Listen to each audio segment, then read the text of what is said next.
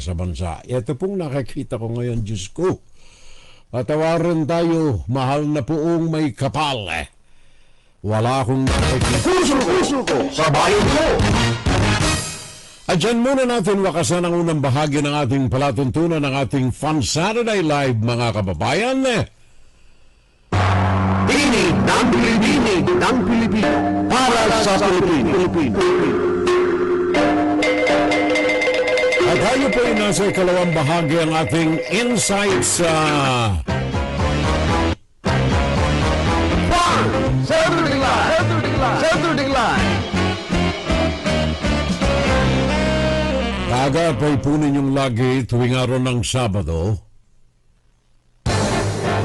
Pakinggan si Heneral Salvo tuwing Sabado dito sa FGS Web Radio para sa mga Pilipino. Huhukayin ko ang bangkay ng tatay ninyo at itatapon ko yan sa West Philippine Sea. Grabe.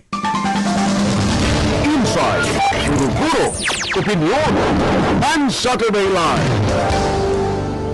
Ang hindi po nabanggit sa buong ilang oras yun, halos 2 oras. Hindi naman yun ay fake press conference ni Sara Duterte. Gawa ng wala kayong narinig na tanong doon tungkol sa mga anomalya. Wala kayong narinig. Wala kayong narinig doon sa mga issues ng mga commissions na nagaganap sa ilalim ng kanyang pamamahala sa maiksing panahon sa Department of Education and Culture. Wala kayong narinig sa mga envelopes na ipinakakalat sa kanyang mga selected few na may nakakaalam ng kanyang modus operandi, pampatahimik sa kanilang mga bibig. Wala kayong narinig sa mga envelopes na yan. Wala rin kayong narinig sa issue ng YLS, Youth League, Developmental Project ng Armed Forces of the Philippines. Wala rin kayong narinig sa mga issues ng luxury safe houses, $50,000 pesos a day rental. Wala kayong narinig. And more so, wala kayong narinig. Wag na sa ibang issues. Dito na lamang natin i-focus sa 125 million. 125 million na confidential and intelligence fund. Wala kayo narinig. Inside, Guro, Opinion, and Saturday Live. At yan ang pag-uusapan natin, mga kababayan, ngayong araw na ito. And to be more authentic sa issue na ito, iparirinig ko sa inyo ang iba't ibang mga voice clips. And at the end of these, magbigay tayo ng ilang mga opinion, ilang mga kuro-kuro at palapalagay. Uunahin ko ang reflection sa mga empleyado ng Department of Education and Culture sa kanyang pamamahala, sa pamamahala ni Sara Duterte Arroyo. I don't know kung bakit hindi niya ginagamit ang kanyang apelyido sa pagkasawa. Sara Duterte, lahat ng kanyang mga political communication, Sara Duterte. I don't know why. Kayo na makasasagot niyan, parang Bong Jesonoro. Now, simulan natin dito sa mga tauhan niya. Mga tauhan ni Sara Duterte habang siya'y nanunungkulan bilang sekretaryo ng edukasyon sa bansa. Sabi ko na nga, birds of the same feather, kung magkakaminsan, they fly together. Nitong nakalipas na araw na ito ng Sabado, ng Friday, kahapon, dyan sa Pinas, ay ginisa sa Quadcom ang isa sa mga tauhan ng Department of Education and Culture. Kumbaga, dito natin unahin sa top brass. Gawa para sa isang namamahala, kagaya ni Sara Duterte, kailangan alagaan mo yung mga undersec mo at saka mga asec mo Alagaan mo yung mga yan. Sabagat sila ang may mas malawak na nakakaalam kung anong gagawin mo. Whether it is a good thing or anomalous thing. Kaya alagaan mo yung mga nakasusunod na ranggo sa iyo. Kasama na riyan ng driver mo. Okay. Simulan natin doon sa kanyang mga second in ranks. Assistant secretaries, undersecretaries. Ang mga ito, dalawa ang kumbagay pampatahimik. Pabayaan mo sila sa kanilang mga gagawin. Gusto nilang kumita, let it be. O kaya'y kung wala silang mapagkakakitaan, bigyan mo sila ng pera. Anyway, ang pera na ito ay hindi naman kanya. Kaya nga ba't ngayong araw ito ang pag-uusapan natin si Sara Duterte at ang Department of Education. Ang mga commissions, ang mga envelopes, ang wireless, ang luxury safehouses, at ang 125 milyong piso na confidential intelligence fund. Ito ang pagturo, Deped, siyempre teacher Ito ang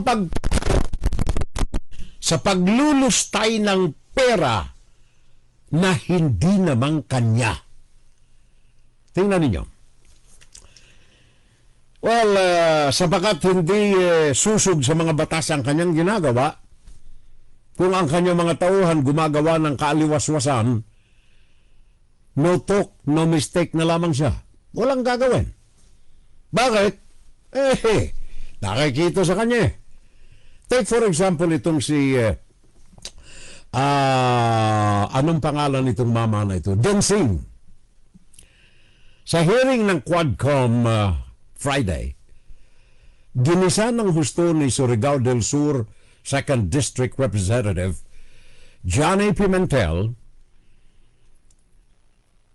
itong mga claims ng dating Department of Education Undersecretary Epimaco Densing. Ito may kaugnayan doon sa pinaghihinalaan ng Kongreso na malaking kickback, paggatas ng mga ilang opisyal dyan sa Deped sa mga proyektong infrastruktura ng naturang sangay ng gobyerno. Pakinggan natin itong balitaktakan itong dalawa, pahayag mismo ito ni Congressman Johnny Pimentel. Ang kanyang tinutukoy dito, Undersecretary Epimaco Densing. Samantalang ito ay Undersecretary sa ilalim ni Sara Duterte. Do you know a certain Mr. Greg Murillo? Yes, sir. Mr. Chair. Sabi ko kanina, Mr. Chair, the 180 million pesos was already included in the National Expenditure Program. But upon bidding, it was recalled. But prior to the bidding, this Mr. Greg Murillo, who's a close friend of Mr. Densing, called me. At itong sinabi niya, kamusta po kayo, Congressman? Sabi ko, mabuti naman. Congressman, meron po lang kayong budget na 170 million pesos para sa district mo. O sabi ko, yun nga, naka-schedule na for bidding. In fact, binibidding na yata. By the way, iyang pinag-uusapan riyan, yung pagtatayo, construction ng school building sa ilalim ng distrito ni Representative Johnny Pimentel. Pakinggan natin kung paano ang daloy ng transaction. Sir, pwede daw muna, mag-usap daw muna kayo ni Mr. Densing. Kaharap niya dyan si Densing, ha? Kaharap niya. Pwede tayo magharap-harap tayo. Baka naman pwede makipagkita ka kay Mr. Densing. And sabi ko, para saan? Alam mo na, may pag-uusapan kayo. Right there and then, I already knew anong pag-uusapan. Si Mr. Densing hihingi ng komisyon. So, I told Mr. Greg Murillo, whom you admitted is your good friend, sinabi ko doon kay Mr. Murillo, why will I give money to Mr. Densing when this is already been allocated in the National Expenditure Program. So I did not entertain that anymore. And Mr. Chair, lo and behold, the funds did not come through. Kinancel yung bidding and then nawala na nga because I did not come across to the request of Mr. Dinsing na humingi siya ng komisyon. Para maliwanagan po kayo rito, ano ang kapangyarihan nitong si Epimaco Dinsing na ikontrol ang daloy ng pera sa mga construction ng public school buildings? Undersecretary itong si Dinsing sa ilalim ni Secretary Sara Duterte. Siya ang may total na control kung aling construction ang bibigyan ng funding, kung alin ang hindi bibigyan, alin ang pipigilan. At kaya nanggagalait itong si Representative Pimentel sa bakat dahilan ayon sa kanya sa hindi niya pagbibigay ng pagkakataong magkausap sila tungkol sa commission kung papaanong magkakaroon ng commission si Undersecretary Dinsing sa construction ng proyekto na ito, hindi na ituloy ang ginawang o gagawin sana na public school building sa ilalim ng distrito ni Pimentel. At sabi pa niya, hindi lamang siya, hindi lamang si Pimentel ang naging biktima ng paghingi ng commission, 18% commission, para maipalabas ang budget ng construction ng inyong gusali. Pakinggan natin ulit sa Congressman Not only that, Pimentel. Mr. Dinsing, hindi lang akong biktima niyan. Marami pong mga congressmen, and for the record, I want to put it in record, maraming mga congressmen na nagsabi din sa akin that you approach them. In fact, there is one congressman in Visayas that you were asking for 18% commission of the school buildings. Kasi ikaw nga ang nagdidesisyon kung sinong bibigyan, sino ang tatanggalan. In fact, it is on record. You just said kanina na ikaw ang nagdesisyon kung sinong tatanggalan, sinong bibigyan. Not only that, sometime last year or probably within this year, you met with some of the congressmen in Manila. I already talked to them. Humarap ka doon, may kasama ka pang contractor. Do you know a certain architect, Ralph Texon? Yes, yes, sir. Yes. Yun po ang kasama mo nung humarap ka sa congressman sa Manila. And just the same, you were implying, you were asking for a commission, hindi lang yun, sinabi mo pa na yung contractor mong gagawa itong architect Ralph Texon. And that is the reason why, Mr. Chair, tinanggal si Mr. Dinsing sa Deped.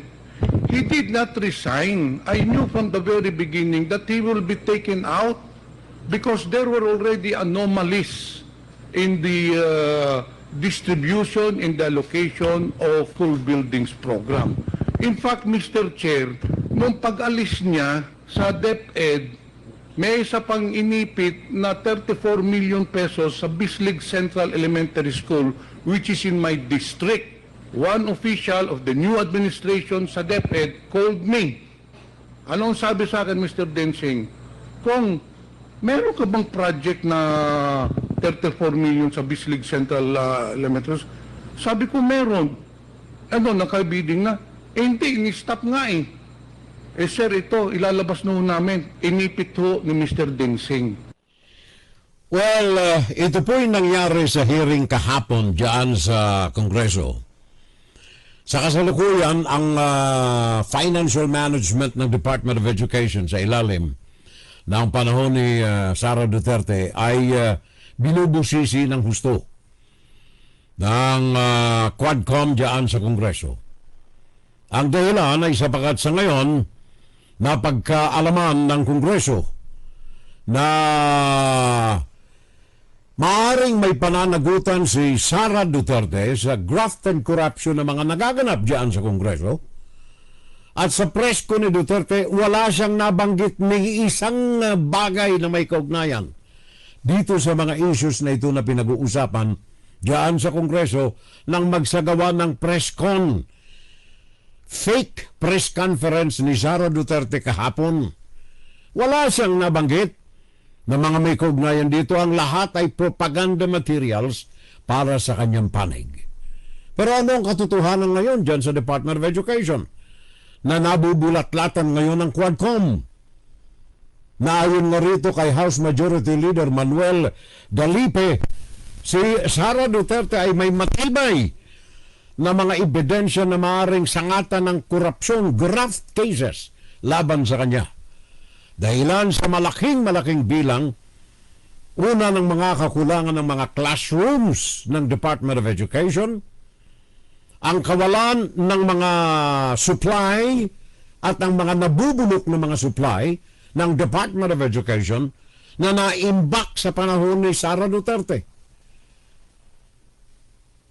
Sa panahon na nanunungkulan si Sara Duterte at naisalin sa kasalukuyang Secretary of Education ngayon, napagalaman 165,000 classrooms ang kakulangan ngayon ng mga mag-aaral sa buong bansa.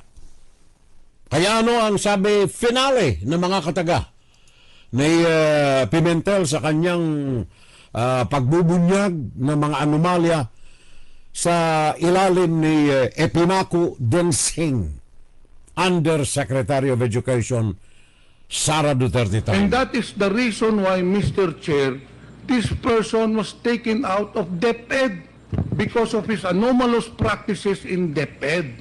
Yun po ang katotohanan niyan.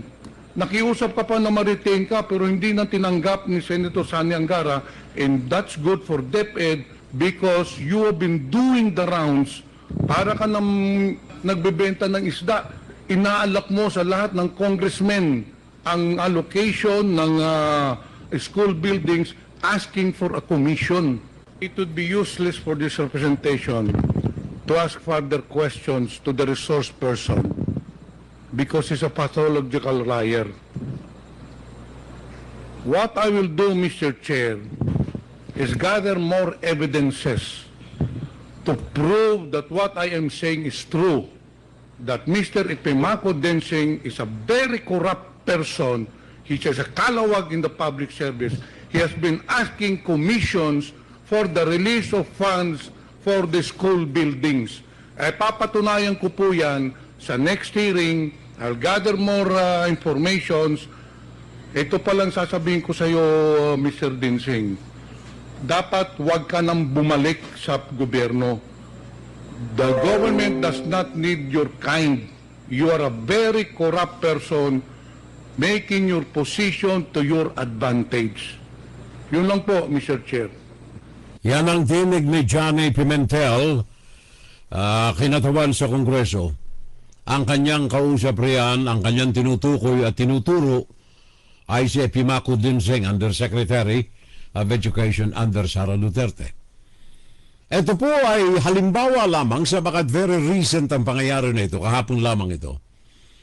Halimbawa lamang ito na to my mind ay talamak na nagaganap kahit saang sangay ngayon ng gobyerno ng bansa.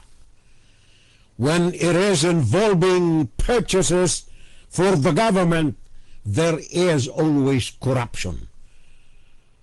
Kumbaga itong kidensing na ito ay isa lamang na tip of the iceberg. Isa lamang itong halimbawa sa talamak na nagaganap diyan sa gobyerno. Commission. 18%, sabi dito ni Mr. Pimentel, hinihingi ni Epimaco Densing. Sabi ng World Bank, 70% ng funding ng gobyerno napupunta sa ganitong uri ng mga transactions. Corruption in the government. World Bank. Kasama na rin yan ang IMF, International Monetary Fund.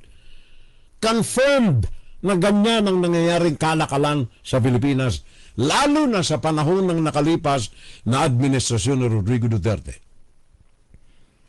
Now, isa pa, eto'y commission ito. Sabi ko na nga sa inyo kanina, pag-uusapan natin, particular Department of Education and Culture, time, Sara Duterte's secretarial term, mga anomalies. Commission ang una natin pinag-usapan. Pangalawa, hindi rin ito mga bulong-bulungan, kaya I salute the Quadcom sa paghukay hindi sa bangkay ni Marcos, kundi sa mga bangkay ng mga anomalya sa gobyerno. Envelopes. Kanina, commission. Ngayon, envelopes. Ito, hearing pa rin ito ng Quadcom. Envelopes. Dalawa na ang umamin na sila'y tumanggap ng mga envelopes. Ang isa ay pinamigay niya sa charity, yung pera. Hindi siya nakinabang ng kahit isang kusing. Yung isa naman, tinanggap. Dalawa lamang ito. Kagaya itong kay Epimaco Dinsing, isa lamang na kaso yan. Ito, envelopes. Totoo o hindi? Ito ay ang Sara Duterte's teachings kung papaano mo lustayin ang pera na hindi sayo. Envelopes. Pakinggan ninyo itong report na ito. Manila Representative Rolando Valeriano noted the timing when the envelopes for Osias, ito yung ikalawang tumanggap ng envelope. Sino si Osias? Ang tunay na pangalan niya ay walang iba kundi si Resty Osias. Ano ang kanyang katungkulan sa Department of Education? Panahon ni Rodrigo Duterte, ni Sara Duterte, wala pang 100 taon, ha? Wala pang 100 taon.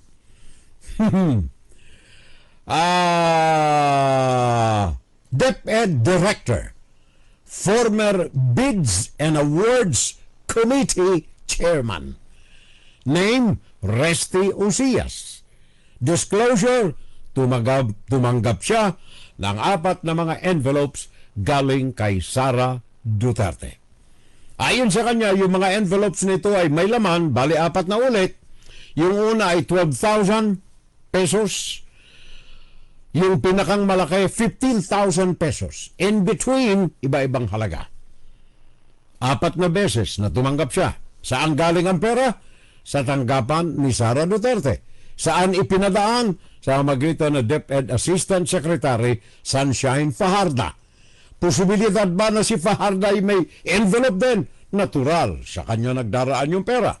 Pero in this case, dalawa pa lamang silang umaamin. Pakinggan natin ang report na ito.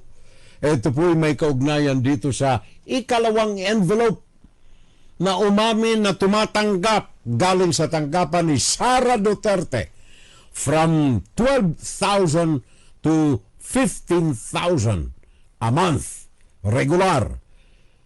Pakinggan natin. Tanong lang po, would you also receive envelopes from Ms. Shine Paharda? Parang ikinuwento ni Yusek Mercado, envelope containing cash. Alright, Your Honor, Mr. Chair, no, I must be candid about this. I must say I did, but I didn't know, because I was new in the department, I thought it was a practice of the department. I thought the very first time I encountered that matter, sir, was sometime in April of 2023. Okay, sandali ha. Yan ang tinig ni Resty Osias. Umamin na siya tumanggap ng mga envelopes galing kay Sara Duterte sa umagitan ng kanyang Assistant Secretary Sunshine Fajardo. Pakinggan natin ito sa interpolasyon ni Representative Rolando Valeriano. Go ahead, Mr. Osias. I didn't know I was summoned to the office of ASEC Shine, and then I was given an envelope, and it was later on I found out that there was money in it, but it was not because I was a back member or whatever yet, because I was not at that time. Last hearing, sabi ni Yusek Mercado, kung natatandaan ko, 9 envelopes yung natanggap niya, amounting to 50,000 each. Sa inyo pong pagkakaalala, hanggang kailan kayo nakatanggap na envelope? Ilan? It started April. I think it was until September of that year. Up to September 2023. Yes, sir, but if I recall it right, I was only summoned about 4 times to the office. 4 times. Yes, Up to September 2023. yes, sir. So yung last quarter po, wala na kayo natanggap. Wala na po. Wala. So in other words, wala na kayong envelope na natanggap ng 4th quarter ng 2023. Tama po? Yes, sir. Mukhang sumakto Sa panahon na hindi na ginamit ng Deped yung confidential fund for the last quarter, nang pumuputok ng issue ng confidential fund. Yan ang tinig po ni... Nakita ninyo, ha? Yan ang tinig ni Representative Rolando Valeriano, ang kanyang kausap riyan sa hearing ng Quadcom, Reste Uzias, Director of Education, former Bid and Awards Committee Chair ng Deped. Tumatanggap siya ng pera until after na mabuking sa Kongreso itong mga anomalya ng confidential fund ni Sara Duterte, natigil yung envelope. Naka-4 lamang siyang envelopes. From 15,000, from 12,000 to 15,000. Natatandaan ninyo noong September, I think September 26 kung ako hindi nagkakamali, ang unang lumantad sa Quadcom ay isang undersecretary pa rin. Former Deped Undersecretary Gloria Humamil Mercado. Dala-dala niya yung mga supot na kanyang tinanggap na galing sa tanggapan ng opisina ni Sunshine Fajardo, ang Executive Secretary ni Sara Duterte. Buwan-buwan, 8 ulit siyang nakatanggap until after na sumabog ang issue ng 125 million sa ilalim ni Sara Duterte confidential fund. September 25 or 26 kung ako hindi nagkakamali. Kanyang sinumpaan ang kanyang mga pahayag na tumatanggap siya buwan-buwan. Hindi niya alam kung saan galing, kung saan, para saan ang 50,000 in cash. 9 months, 9 na buwan, 8 envelopes ang kanyang tinanggap galing sa tanggapan ni Sara Duterte. Nang tanongin, ito ba ay sa akala mo lagay? Sabi ni Mrs. Mercado, sa aking pakiramdam, lagay. Pakinggan natin ito para mas maliwanagan po natin ang issue na ito. In February 2023, I was designated as the head of the procuring entity of Deped. Between February 2023 to September 2023, I received a total of 9 envelopes labeled Hope. My concurrent position in Deped during that time. These envelopes were handed to me mostly by Assistant Secretary Sunshine Fajardo, which she says came directly from Vice President Duterte. What she would typically say as she hands the envelope. It would appear that I received this envelope by virtue of my office as Hope. Attorney Fajardo is the wife of Edward Fajardo, who is the Special Disbursement Officer. Sometimes during the course of my tenure with Deped, a member of my staff informed me that an inquiry was made by one of our officers in the field that Mr. Fajardo had made inquiries about the bank accounts of several individuals and if divulging such information to him was permitted. My office confirmed that it was upon the instruction of the Office of the Secretary. Evidently, it would appear that regional directors and other employees in the field would also receive sums on top of the regular salaries. Nakita ninyo, nasa ikalawang bahagi pa lamang tayo. Una, ang mga empleyado ng DepEd sa ilalim ni Sara Duterte natutong mangumisyon sa mga infrastructure projects na ang pera ay galing sa taong bayan sa magitan ng Department of Education. Classrooms, ang nag-iisang pinuno na may total kapangyarihan, Mr. Denseng, bibigyan kayo ng funding kung meron kayong 18% na kickback na ibibigay sa kanya.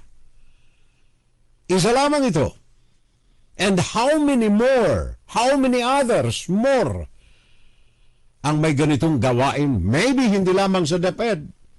Sabi nga ni Rodrigo Duterte during his time, ang number one dyan, alam ko, yung mga sangkot sa construction. Lalo na ang DPWH. Mga korupto talaga yung mga yan. Rodrigo Duterte yun. Alam niya, pero walang magawa. At ang masaklap nito, yung kanyang anak mismo, sa ilalim ng kanyang pamamahala, while Vice President and Secretary of Education, ito, talamak ang umaalingaso na baho. Commission number 1, pangalawa, envelopes. Sabi ko na nga, the same as commission, hindi natin alam. Ilang pang mga undersecretaries at mga assistant secretaries dito ang inaasahan nating lalantad para aminin nila na sila'y tumatanggap din ng 15,000, 12,000, 50,000, depende sa ranggo mo, a month from Sara Duterte. For what? Para tahimik kayo sa anumang nakikita ninyo sa tanggapan ng sekretaryo. Bakit? Sabagat may anomalya rin ito eh. Anong anomalya? Isa rito. Ano ang tinatawag na YLS? YLS. Ito po ay Youth Leadership Summit. Ang Youth Leadership Summit, ginagawa po yan ng Armed Forces of the Philippines. Para mapalapit, ito ay bahagi ng proyekto ng OCR, Office of Civil Defense, Office of Civil Relations. Nung araw, nung ako'y nandiyan, very active po ako sa OCR nung araw, Office of Civil Relations. Katunayan na madalas tayo sa kampo Aguinaldo nung araw, yan ang kampo ng ating Armed Forces of the Philippines, sabagat nakikipagtulungan tayo sa gobyerno na mapabuti ang kinabukasan ng ating mga kabataan at ng sibilyan na populasyon ng bansa sa tulong ng Armed Forces sa mga kaya nilang gawin sa mamamayan sa magitan ng tanggapan ng Office of Civil Relations. General Pecache, naalala ko tuloy yung aking mga kaalyado riyan nung araw. General Pecache, Colonel Andaya. Nung araw, OCR, ngayon OCD na. Office of Civil Defense. Ano ang trabaho nito? The same almost. Ano yan? Ang ilapit ang Armed Forces sa taong bayan sa magitan ng mga developmental projects. Ang isa rito, ito ng Youth Leadership Summit. Ito yung mga kabataan na sa magitan ng mga local government units, LGUs, kinakalap nila para sa isang linggo na Youth Leadership Summit. Ginagawa ito from Luzon, Visayas to Mindanao. Marami. Ang funding nito, pakinggan ninyong maigi, ang funding nito, 100% na pinaghahatian ng local government units at ng Armed Forces of the Philippines. Dalawa yan. Galing yan sa Intelligence and Confidential Fund ng Armed Forces of the Philippines at ang local budget ng LGU. Remember, wala tayong binabanggit dyan ng Deped, ha? Wala. Pero ano ang ginawa dito ng Department of Education? Sa ilalim, walang ibang gumawa nito, kundi sa ilalim lamang ni Sara Duterte. Sa ilalim ng kanyang pagiging sekretaryo ng edukasyon, nakipag-ugnayan siya sa mga miyembro ng Armed Forces of the Philippines sa pamamagitan ng kanilang conduit, ang kanilang taga-ugpong na malapit sa opisina ni Vice President Sara Duterte at saka namumuno sa mga commander ng iba't ibang division at sektor ng Armed Forces of the Philippines. Anong pinalabas ni Sara Duterte para manakaw, masaklap, masamang kataga, manakaw, pero sa kakulangan ng ibang kataga, hiramin muna natin yung salitang manakaw. ang pera ng intelligence fund ng Office of the Vice President.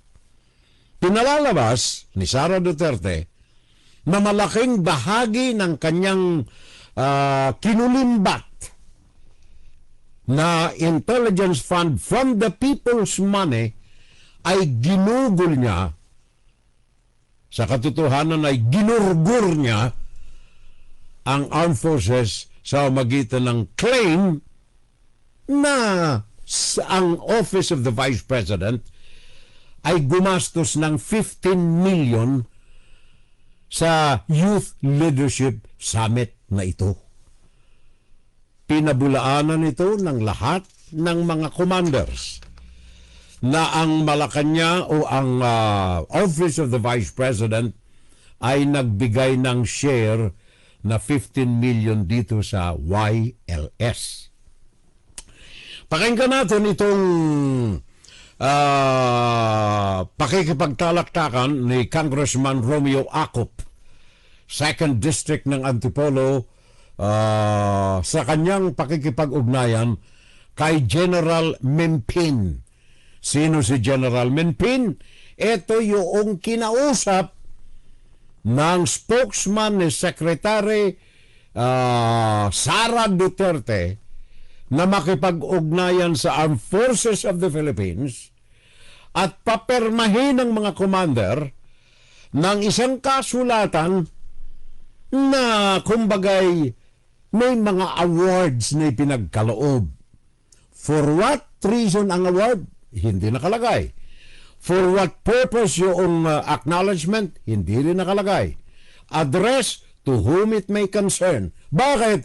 Sabagat gagamitin ng Department of Education na claim ng Deped ni Sara Duterte na gumastos ang Deped ng 15 million sa pagsulong ng Youth Leadership Seminar na ito.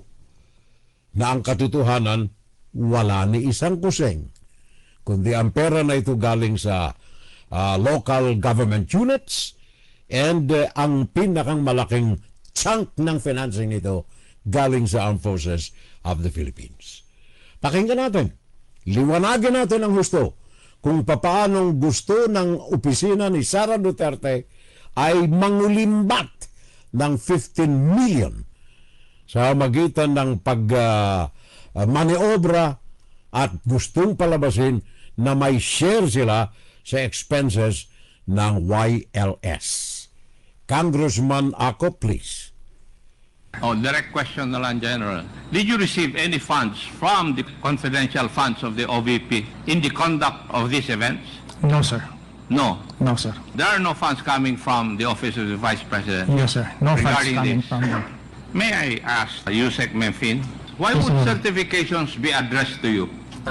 Your Honor, Mr. Chair, as I mentioned to a while ago, I was asked by the Office of the Secretary to By get the- report from the You were asked by the Office of the Secretary. by the Office of the Secretary. and who in the office of the secretary asked you that? Alam mo ba, magaling itong si Akop eh. Office of the Secretary. Ayaw banggitin itong si General Memping ang pangalan. Kaya sabi ni Akop, Congressman Akop, hindi pwedeng magsalita yung Office of the Secretary. Kailangan namin ng tao. Go ahead, Mr. Akop. Go ahead, salita ka na. Tuloy mo.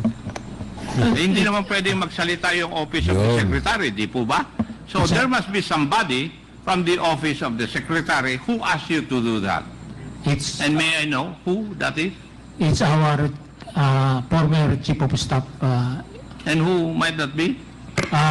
former USEC Attorney Mike Po po, sir. Your Honor. Yusek Powa, would you agree to the answer of Yusek Mempi? Yes, Mr. Chair, Congressman Akop, yes, I confirm that. That you asked him to ask for the certifications from the different unit commanders of the Philippine Army? If I may, Andale. Mr. Powa. Attorney Michael T. Powa. Undersecretary at tagapagsalita ni Sara Duterte. Para maliwanagan natin, si Sara Duterte gustong palabasin na gumastos ang Department of Education ng 15 million sa mga aktibidades na ginagawa ng Armed Forces of the Philippines at ng local government unit sa ilalim ng Youth Leadership Session or Seminar. In truth and in fact, sabi ni General Mempin, zero. Wala silang tinatanggap. Saan ang galing ang request na ito? Na papirmahin ang mga commanders, mga generals sa iba't ibang rehiyon ng bansa na magpapatunay na merong suporta ang Vice of President's Office. Michael Powa, ang handyman, ang go-for ni Sara Duterte. Sabi uli ni ni Congressman Acop, at ito ang sagot, gusto sanang magpalusot na Michael Powa. Let me explain, sabi ni Powa. Pakinggan natin. Explain, Your Honor. The answer is Sagutin yes. mo muna yung tanong ko bago ka mag-explain. Yes Diba? po. Yes po. Tama yung sagot sa akin ni Yusek Memphil. Yes po. Na kayo po ang humingi sa kanya na humingi siya ng certification doon sa mga units ng Philippine Army na nag-conduct ng YLS. Ang certification nagsasaad na pinatutunayan na may suporta ang Office of the Vice President in one way or the other, may suporta insinuating of a 15 million financial support ng Office of the Vice President sa mga commander na ito na nagsagawa ng kanilang mga YLS sa kanilang mga reyon. Nais bang magpalusot ni Powa? Pakinggan natin ang balitaktakan na palusot ni Powa at ang conclusion ni Congressman Acop. Your Honor, if I may qualify, hindi po specifically on YLS. What I asked for was for any accomplishment. Kasi po yung ayon doon sa AOM na natanggap namin, pag nagbigay daw po ng rewards, you needed evidence of success of the information you received from the rewards. I mean, you received through the giving out of rewards. So, because of this, I coordinated with Yusek Mempin to see, to provide any proof of accomplishment para po doon sa rewards na na-disburse ng confidential funds. You have been in the Army, Yusek Memphil, di ba? Yes, Your Honor, Mr. Chair. Ano po ang part ng programang YLS na may kasamang rewards? Which part of the program would require the gathering of information? Kasi yun po yung purpose ng confidential fund ng Deped. Now, which part of this? Your Honor, Mr. Chair, for the conduct of while per se, there's no in that particular any areas of that for the Yes. rewards, giving of rewards, Your Honor, Mr. Chair. Basahin ko man ng ilang beses yung programa na yon, walang nagsasabi doon na pwedeng gamitin yung confidential fund ng isang agency. Would you agree with me? Yes, Your Honor, Mr. Chair. Yes. So, Yusek Pua, mali po yun. Kasi kitang-kita naman na natin that you asked for these documents to support your liquidation insofar as the confidential fund of the Department of Education is concerned. And yet, you are submitting or you submitted to COA documents to support your liquidation of the confidential fund of the Department of Education. Para makalusot sa COA na gumastos kami 15 million dito sa YRS ng Armed Forces of the Philippines. In truth and in fact, ni isang kusing wala. Marami pa tayong gustong iparinig dito pero nais kong i-conclude etong issue na ito sapagat meron pang mahalaga. Saan ka nakakita na ang tawag ng Office of the Vice President, Safehouses, ang renta per night, 56,000 a night. Ba anong klaseng luxury palace ito? 56 million I mean, 1,000 a night. A night, mga kapitbahay.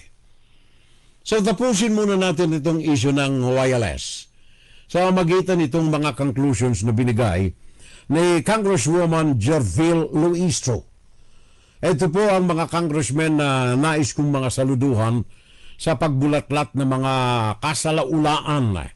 Walang takot maging ang ito ay galing sa tanggapan ng makapangyarihang family dynasty. Ang mga Dutertes na ngayon pinangungunahan itong kanyang balaso, ayokong sabihin, ng kanyang matapang na anak na ipahuhukay niya ang bangkay ng tatay ni Marcos at itatapon ito sa West Philippine Sea. Jerville Luistro. While we believe that these certifications were submitted to justify the 15 million that were allegedly paid as reward to informers, now all the officers from the AFP, that includes General Memphine, the USEC for Administration, are stating that the Deped did not utilize any of its confidential fund in support of the Youth Leadership Summit. These statements, Mr. Chair, are completely contradictory to what Deped has made the COA believe in the submission of all these certifications. Mr. Chair, let us all be reminded, ito pong confidential fund na ito, pera ng taong bayan.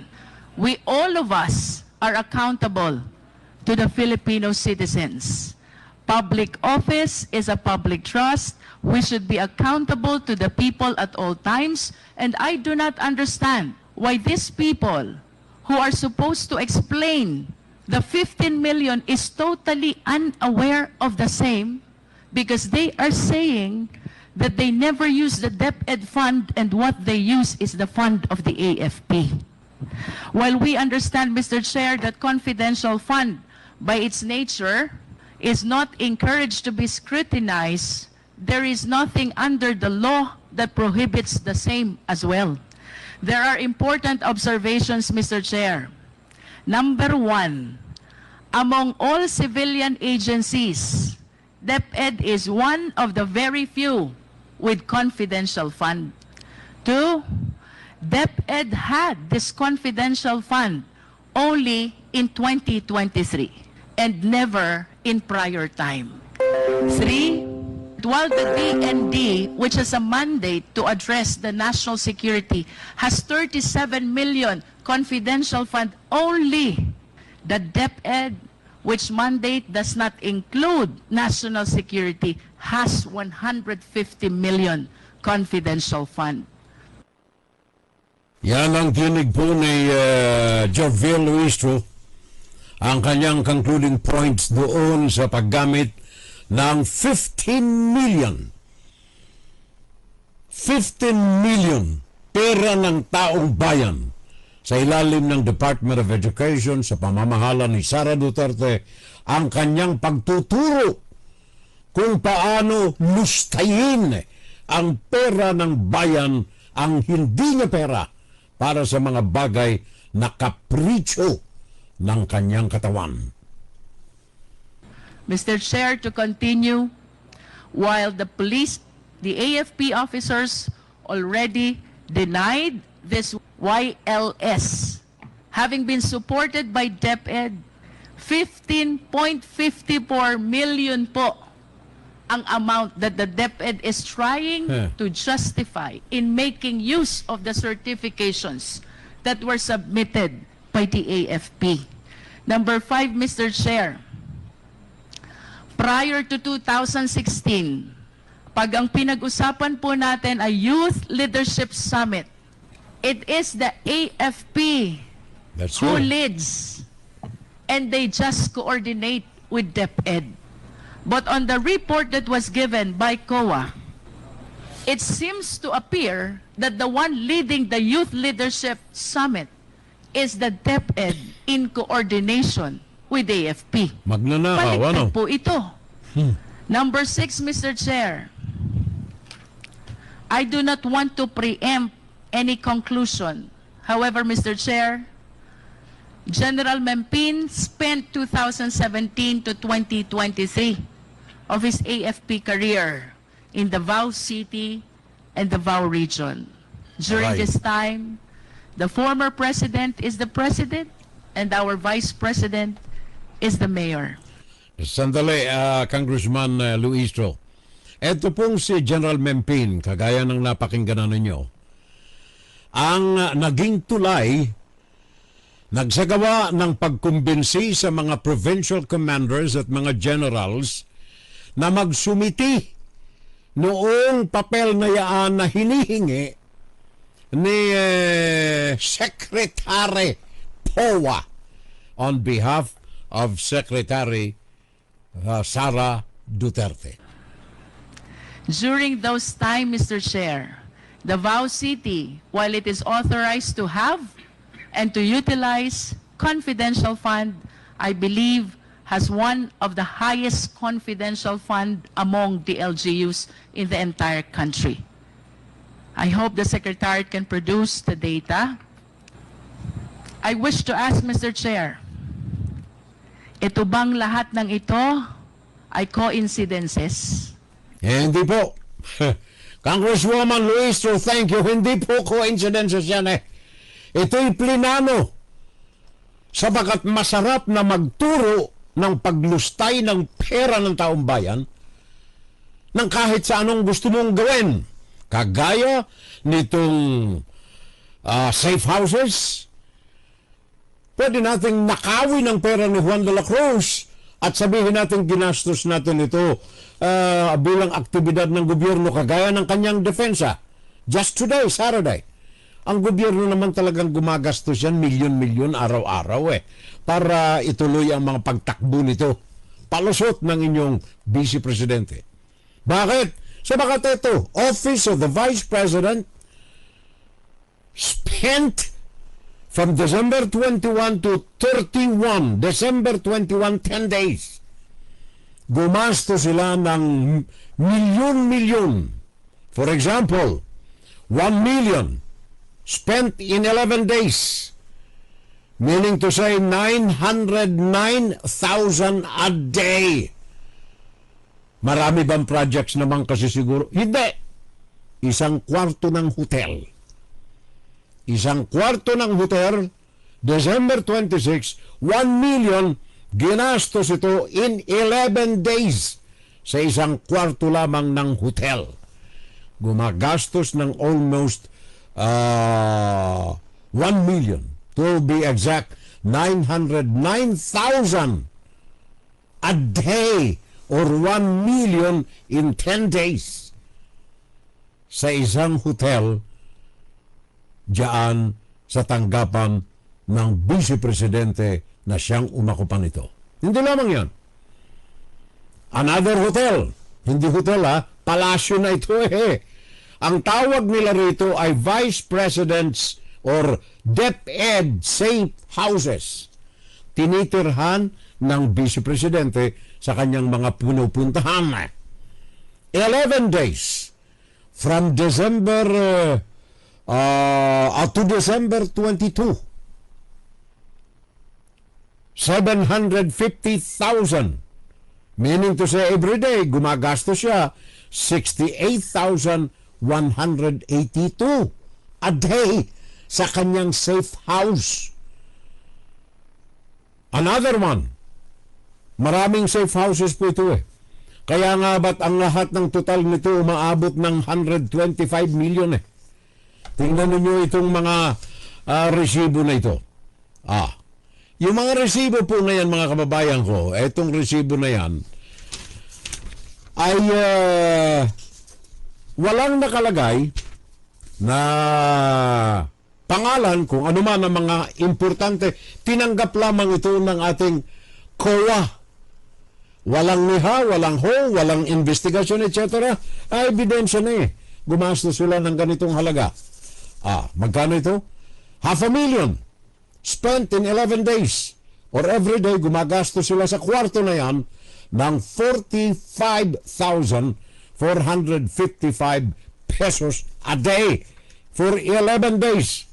From December 11 to December 21. 750,000 for 11 days from December 12 to December 22. Or 68,182 a day na ginagastos ng Vice Presidente ninyo. And then another safe house, 1 million spent in 11 days from December 16 to December 26. Or gumagastos ng 909,000 a day. Safe houses ng inyong Vice Presidente sa ilalim ng Department of Education. Sabi ng salitang kanto, masiba sa pera ito Salitang kanto yan Hindi ako gumagamit ng ganyan salita. Sinasabi ko lang yung kasalitang kanto. Anyway, salita naman ni Vice Presidente, anong sabi niya? Huhukayin ko ang tatay ninyo at itatapon ko sa West Philippine Sea. Di salitang kanto, magsalitaan tayo ng kanto. Ito ang pagtuturo ng inyong Vice Presidente sa paglustay ng pera na hindi kanya pera ni Juan de la Cruz. Kumakanlong lamang ito sa mga kataganang Intelligence Fund, Confidential Fund. Kaya naalala nyo, pati na yung Philippine Charity Sweepstakes Office under Garma, natuto na rin siyang gumamit ng Intelligence Fund para sa kanyang anak na babae. Magkakaano? Just to recall, bago natin wakasan ito, kayo na ho ang bahalang magtimbang-timbang bayan ko.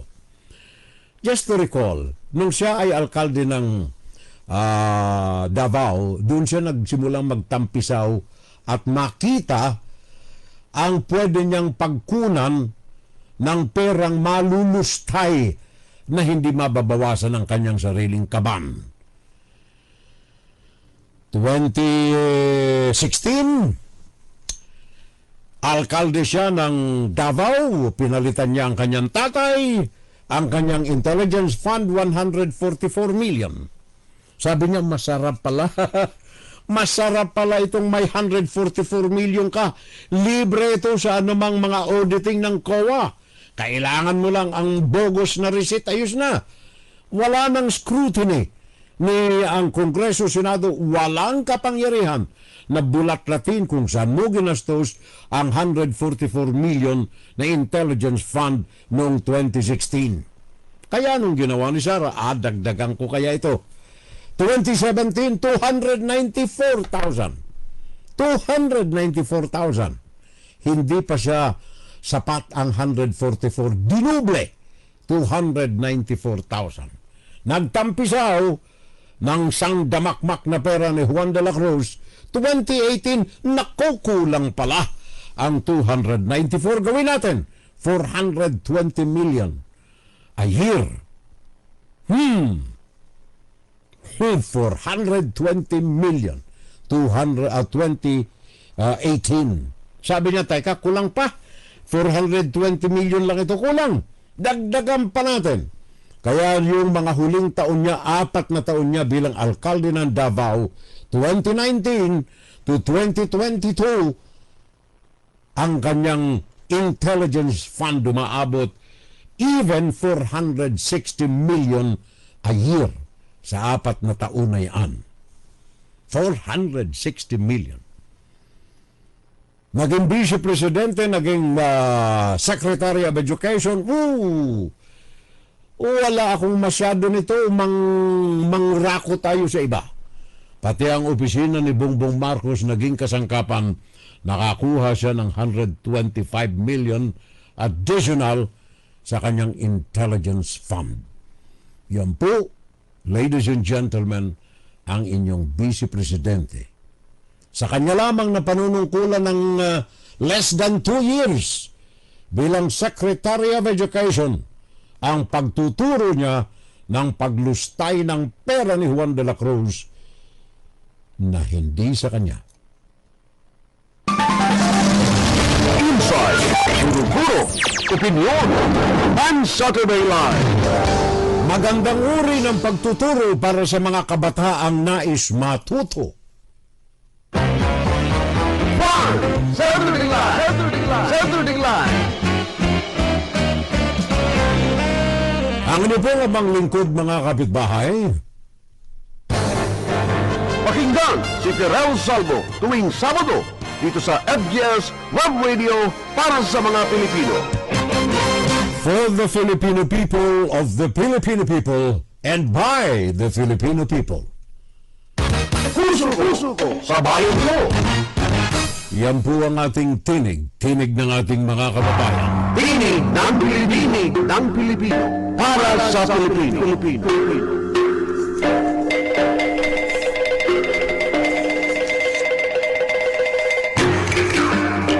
Well, kayo na bayan ko ang bahalang tumimbang-timbang sa mga bagay na pinag-usapan natin. Ang ating pong adikain dito ay hindi manira sa karangalan ng kapwa, sa karangalan ng iba, kundi sa isang public official, kailangan lamang na busisiin natin ang kanilang mga ginagawa. Sabi ko na nga kanina, as a public official, you have to work for the people, of the people, and by the people. At kailangan pagmamahal na yan ay para sa bayan. Puso ko sa bayan ko. Salita ng mga Ilocano, timawa sa pera. Si VP Inday, sabi ni Mirna Guillermo. Batcom Quezon Talagit nararapat na repasuhin ang batas sa paggamit ng Confidential at Intelligence Fund ng mga Kongreso at ganun din ng Senado. Saludo ako sa House of Representatives. They are very intellectual to scrutinize the dirty corruptions of some of our government officials. Binabasa ko po ang inyong mga komentaryo. Sabi ni Batcom Quezon Talagit, ang taong di makapagpaliwanag sa mga tanong at gumagawa ng ibang pag-uusap para malihis ang kausapin, umasagot ang mga katanungan. Batcom Quezon Talagit. Sabi niya pa, madami ngayon na mga bago sa Kongreso na mga magagaling, talo pa ang ibang mga nasa Senado ngayon. Bilang sa 10 kung mga daliri, mga matitino at mga magagaling sa Senado. Ako, bilang ko lang sa isang kamay, pare ko.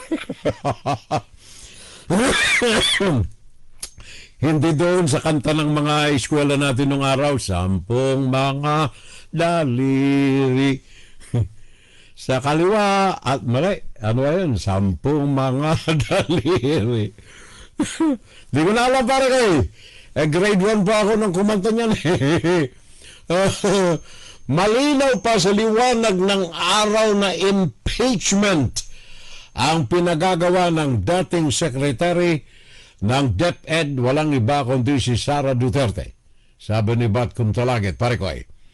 Goody Eusebio, sabi ni Rodolfo Rania Eusebio, paano aangat ang quality ng edukasyon kung ang pinagtutuunan ng pansin ng Deped ay ang confidential funds, Safehouses at mga envelopes na may laman na pera?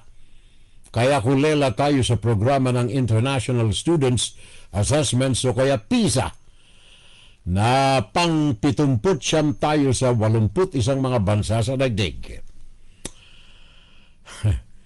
Kung titingnan ninyo, pare ko, ang record ng COA, meron akong printed file dito. Mga classrooms na kailangan, mga upuan na kailangan, mga buildings na kailangan. Mga kailangan ito, ibig sabihin hindi nagawa. Yung mga nandoon na, mga libro na inaamag na at nabubulok na, mga computers na nabubulok na at naamag na at hindi na mapakinabangan, obsoleto na. At kung ano-ano pang mga teaching materials, inaamag na, nasira na at hindi na magamit. Ang iba'y binahana. Lahat ng ito nangyari sa panahon ni Sara Duterte bilang Vice President at Secretary of Education. Masaklap, di ba, pare ko? Paring Rodmond. Good morning na lamang from Murrieta, California. Bagong trabaho ni Sara ay sepulturero. maghukay ng bangkay. Malakas yan ngayon na darating na undas. Sabi ni pare kung tunay ito Jason Oro, kay. Mahinang kita riyan pare ko Nancy Ong and family, how are you, Nancy? Thank you very much ulit. And then si parang Jeffrey Espinasiao watching from Lethbridge, Alberta sa Canada. Good morning, brother. At have an FSL shout out sa lahat ng mga trapong politiko. Wag na nating iboto. Sabi ni parang Jeffrey Espinasiao. Ayun ka pare ko At nasa huling bahagi tayo ng ating palatuntunan mga kapitbahay, ang ating go ahead. Saturday Live. Meron ba tayo mga hindi nababanggit ditong mga Andre Yanga pare ko? Thank you so much. Andre Yanga, Rodmon, thank you my friend. Ang ating